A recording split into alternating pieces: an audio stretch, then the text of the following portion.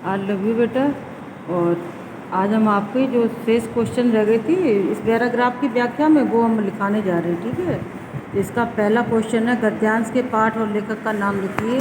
तो उत्तर है, प्रस्तुत गद्यांश के सुप्रसिद्ध साहित्यकार डॉक्टर वासुदेव शरण अग्रवाल द्वारा लिखित राष्ट्र का स्वरूप नामक निबंध से यह उद्धृत है। यह निबंध हमारी हिंदी की पाठ्यपुस्तक के गद्य भाग में संकलित है। ठीक है, ये इसका पहला आंसर है। दूसरा है, रेखांकित अंश की व्याख्या कीजिए। तो रेखांकित अंश यह है, हमें राष्ट्रीय नीतियों के निर्धारण और क्रियान्वयन में सभी लोगों के लिए रोजगार सुनिश्चित करना है। यदि एक भी हाथ बिना काम अर्थात रोजगार के रहा तो हमारा राष्ट्र की समग्र समृद्धि का उद्देश्य पूर्ण नहीं हो पाएगा। वह खाली हाथ ही राष्ट्र के सौंदर्य में कलंक के समान प्रतीत होगा। कहने का आशय यही है कि अपनी मातृभूमि की समग्र और सर्वोत्तम समृद्धि एवं उसके रूप सौंदर्य को चरम तक पहुंचाने के लिए विज्ञान का विकास इस प्रकार करना होगा कि उससे हर एक हाथ को रोजगार मिले। ठीक है, ये वाला इसका आंसर हो गया।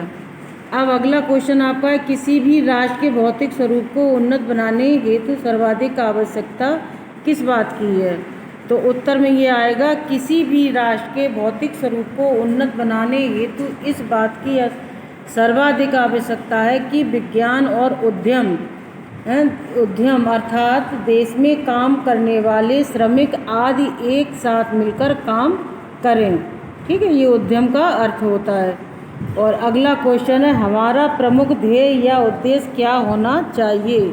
तो घ का उत्तर है, हमारा प्रमुख ध्येय या उद्देश्य यह होना चाहिए कि देश में एक भी हाथ बिना काम अथवा रोजगार के ना रहे, सभी को उनकी योग्यता एवं क्षमता के अनुरूप रोजगार प्राप्त हो सके। इसके अभाव में देश की समृद्धि का उद्देश्य प्राप्त नहीं हो पाएगा।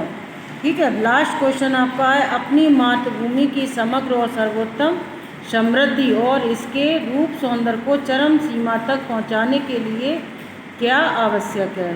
तो उत्तर में ये आएगा, अपनी मातृभूमि की समग्र और सर्वोत्तम समृद्धि और इसके रूप सौंदर्य को चरम सीमा तक पहुंचाने के लिए यह आवश्यक है कि विज्ञान का विकास इस प्रकार किया जाए कि देश में हर हाथ को रोजगार मिल सके, यानी कोई भी बेरोजगार ना रहे। ये इसका अर्थ है। ये मोस्ट इम्पॉर्टेंट पैराग्राफ है अगला आपका। तो ये आपका संकेतांक रहेगा, माता पृथ्वी को प्रणाम है, डॉट डॉट करने के बाद ध्यान देना चाहिए। ठीक है, ये आपका संकेतांक है। और रेखांकित अंश ये हैं, 4 लाइनें, इनको आप इनकी व्याख्या करनी होगी।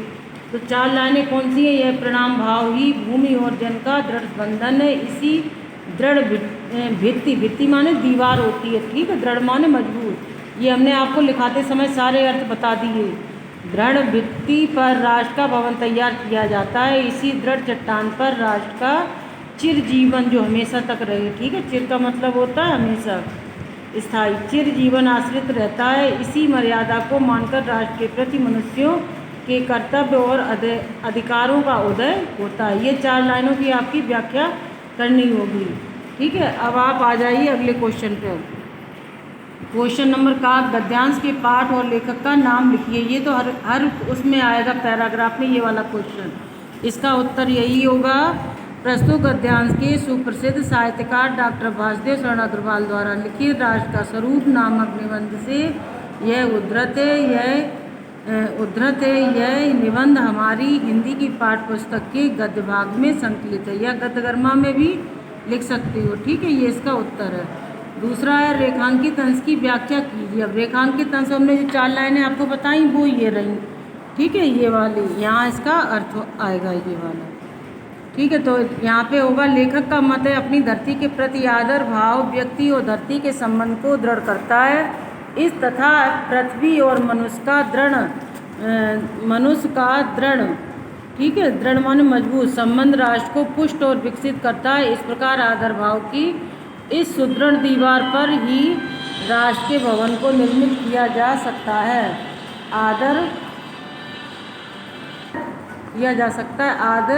कि यह भावना दृढ़ चट्टान के समान है। इसी चट्टान पर टिककर राष्ट्र का जीवन चिरस्थायी होता है। पृथ्वी मेरी माता है, मैं उसका आज्ञाकारी पुत्र हूँ। ठीक है, हम लोग क्या हैं? पृथ्वी माँ के पुत्र हैं सभी लोग। ये लाइन मोस्ट इम्पोर्टेंट है। इस भावना के साथ तथा माता और पुत्र के संबंध की मर्यादा को स्वीकार करके प्रत्येक देशवासी अपने राष्ट्र एवं देश के लिए अपने कर्तव्यों और अधिकारों के प्रति सजग हो सकता है। यहाँ तक ये आपकी व्याख्या है। ठीक है, ओके।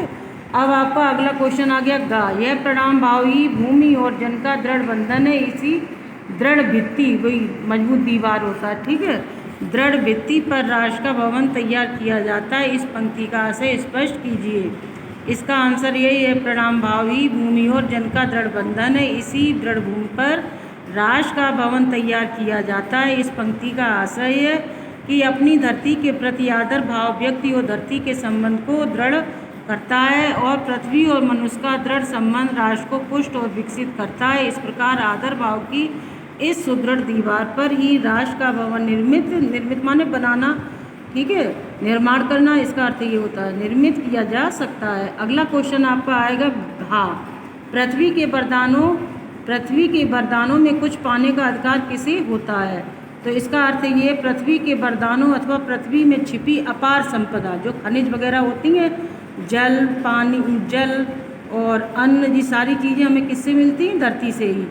तो पृथ्वी में छिपी अपार संपदा में कुछ पाने का अधिकार केवल उन्हें ही होता है जो पुत्र धरती रूपी माता का सत्कार करते हैं, जो उसका सम्मान करते हैं। जैसे अपनी माता का किया जाता सम्मान, उसी प्रकार हमें धरती का भी करना चाहिए।